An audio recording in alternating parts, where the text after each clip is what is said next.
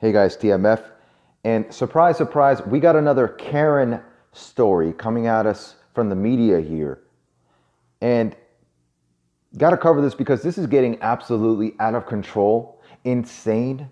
This whole Karen agenda. We're going to get into the purpose behind this agenda, which is as nefarious as can be. It's very evil. Don't let the innocent sounding label Karen fool you. But what's behind this is very, very nefarious. All right, and we're going to get into this story.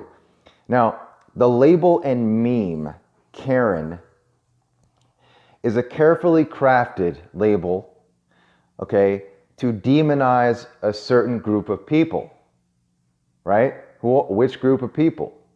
Well, anyone speaking out against government agendas, narratives, official stories, status quo, etc. All right, and in this case, in this particular case here, the mask narrative. So this story with this label, in this case, is targeting anti-maskers. Now, they've done this throughout history. Intelligence agencies have done this throughout history, going back to, of course, JFK with the creation and coining of the term conspiracy theorists. 100% fact, CIA created term to what? Demonize people speaking out against the government, exposing or speaking out against real government conspiracies they're engaged in, or other narratives and agendas, and simultaneously deterring and discouraging other people out there who are, considering speaking out. It shuts people down, right? That term. It's the same psychological tactic here with this label. So different label, same tactic and strategy. All right. So let's get into the story here. Okay, so when Amber Lynn Giles expressed her indignation over a Starbucks worker's suggestion that she follow the company and county's public health mandate by wearing a face mask, she likely had no idea how profitable it would prove for the barista she blasted, of course. So Giles is the latest social media participant to be dubbed a Karen, a name now used to reference white women acting entitled in public. The San Diego resident on Monday posted a photo of Starbucks employee Lennon Gutierrez on Facebook saying, "The young barista, quote, refused to serve me because I'm not wearing a mask. Next time I will wait for cops and bring a medical exemption," end quote. There it is, medical exemption. That's what they're targeting. Targeting all the reasons we come up with to fight back, to not wear these out, okay, in these businesses and out there in public. And you're going to be seeing these stories continue front and left, right, and center moving forward here. The self-described activist and yoga instructor did not respond to a request for comment, but made clear in multiple posts, and of course they link her Facebook, that she rejects medical data and science showing masks curb the spread of the virus. So of course, there it is, right? There it is.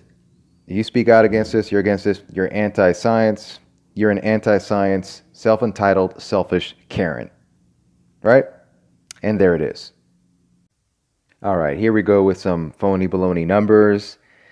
Blah, blah, blah. Of course, mentioning Johns Hopkins University. As we all know, Johns Hopkins University, one of the organizations involved in behind Event 201, the simulation exercise, which to this day, the media has not mentioned one single time. To this day, complete media blackout on Event 201. And you can see through Event 201 how the entire CV-19 scam was planned. Just a reminder for those of you unaware, we move on here. The widely shared and commented upon post promoted many expressions of support for Gutierrez, including from those who wrote they'd like to give him a tip, promoting a sympathetic stranger, oh yeah, I'm sure, just a stranger, Matt Cowan, to start a virtual tip jar for the worker on, you guessed it, GoFundMe. Of course, the donation page entitled Tips for Lennon Standing Up to a San Diego Karen oh God, had raised more than $65,000 for Gutierrez as of Saturday afternoon. Tips for Lennon standing up to a San Diego Karen. Wow. All right, so everybody is rallying around somebody for doing what they're supposed to do and trying to protect everyone else. It just goes to show you there are a lot of good people out there that outweighs the bad. Cowan told a San Diego news outlet. So, of course, you're pro-mask, you're a heroic, upstanding citizen in the community. You're anti-mask, you're a bad person, period. You're a bad person. Posted a Facebook video expressing gratitude for the donations. Yes, I'm sure. Let's move it along here. He described being assigned at the front register and asking Giles if she had a face mask, leading her to curse and storm out, only to return moments later to snap a photo of Gutierrez, ask his name, and threaten to phone Starbucks corporate headquarters before leaving again. So this is him. I'm not going to play this video. All right. Respectfully request customers follow social distancing and safety protocols, yada, yada. Starbucks spokesperson stated in an email. So could you imagine being, a Starbucks barista kid and and these people come along and offer you a deal that's going to make you tens of thousands overnight, close to six figures. You're going to turn that down? You think they had trouble finding some kid to play this role and play along with this agenda? Let's get real here, guys. Look at the GoFundMe. This is what it's all about. This is how they get people. People sell out, and it's all about the money. All right, here's the Facebook post for Amberlynn Giles that the article linked here. Of course, she looks like your typical Karen character.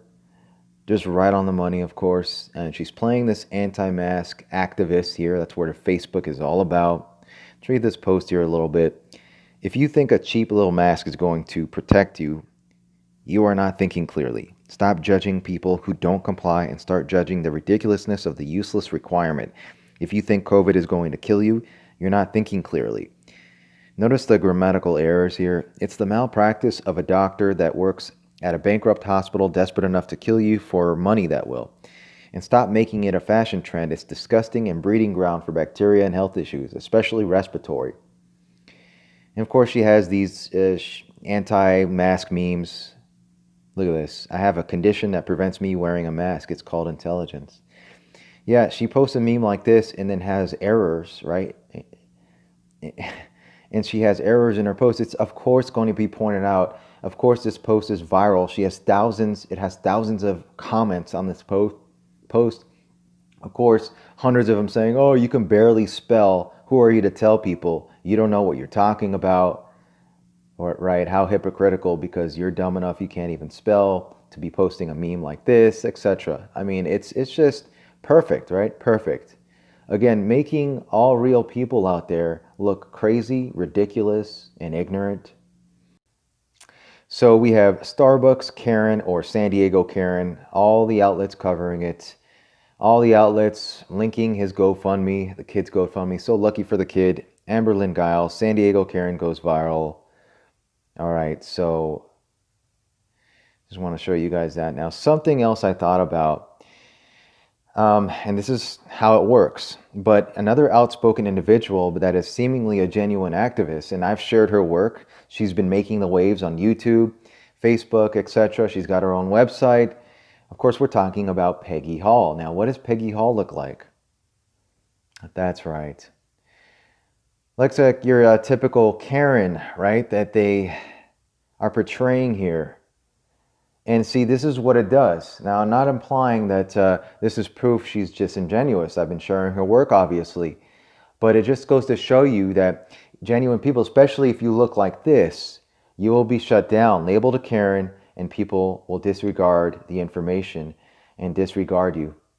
Now, she has been mentioned in the Los Angeles Times because the mayor of Nevada City in Northern California actually has been sharing Peggy Hall's work and videos on Facebook, and this Los Angeles Times article features that post where she posted Peggy Hall's video. So of course, everybody will just label her the Karen because she perfectly looks like one too. Amazing, so this is the problem we face. This is a huge and terrible, nefarious agenda. And again, we're going to continue seeing these play out in such theatrical fashion in, establishments and in public everywhere. So be on the lookout. All right. Thanks, guys. Leave your comments below.